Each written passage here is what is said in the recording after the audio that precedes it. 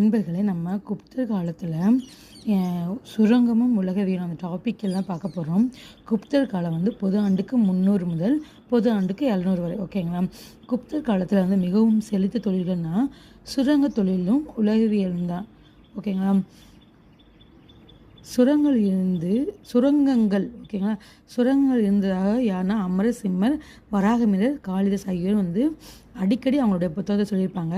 பீகாரில் வந்து இரும்பு படிவுகளும் ராஜஸ்தானில் செம்பு படிவுகளும் கிடைக்கப்படலாம். இதை ஞாபகம் வச்சுக்கணும். பீகார் வந்து கார் வந்து நம்ம என்ன பண்ணோம், இரும்பால் செஞ்சிருப்போம் ஞாபகம் வச்சுக்கோங்க.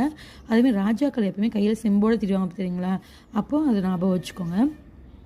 அதுபோக இரும்போடு தங்கம், செம்பு, தகரம், ஈயம், பித்தளை, வெண்கலம், மைக்கா, மாங்கனீஸ், அஞ்சனக்கல், சுண்ணாம்புகள், சிவப்பு, ஆர்சானிக் ஆகியவற்றையும் பயன்படுத்தின. அதாவது பாருங்கள், இதோட முதன்மை தொழில் என்னென்னா விவசாயம் தான். அதுக்கு அடுத்தபடியாக தான் உலக வேலை. ஓகேங்களா?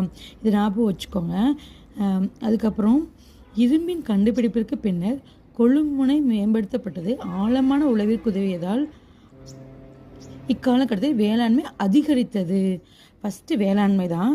அப்போ வேளாண்மை எப்போ அப்படின்னு கேட்டாங்கன்னா, உலகம் அதில் கண்டுபிடிச்ச பின்னாடி தான் அதிகரிச்சிருக்கும். நீங்கள் குழப்பிக்க நண்பர்களே, விவசாயி தான் ஃபஸ்ட்டும், அதுக்கப்புறம் தான் உலக வேலை வந்த பின்னாடி வேளாண்மை அதிகரிச்சிருக்குன்னு தான் போட்டிருக்காங்க நண்பர்களே. பாருங்கள், இதுக்கு எக்ஸாம்பிள் என்னென்னா, தில்லியில் உள்ள குதுப் மினார் வளாகத்தில் காணப்படும் மிக்ரோல் இரும்பு தூண் தான். அது 2ஆம் சந்திரகுப்தரை பற்றி சொல்லியிருக்கோம். அது இன்றளவும் வந்து என்னென்னா துருப்பிடிக்காமல் இருந்து சிறப்பாக திகழ்கிறதுன்னு சொல்லியிருப்பாங்க நண்பர்களே. அது மாதிரி உலகத்தில் வந்து முத்திரையை தயாரிச்சிருப்பாங்க. பாருங்கள், புத்தர் மற்றும் பிற கடவுளின் சிலையும் வடிச்சிருப்பாங்க. ஓகேங்களா?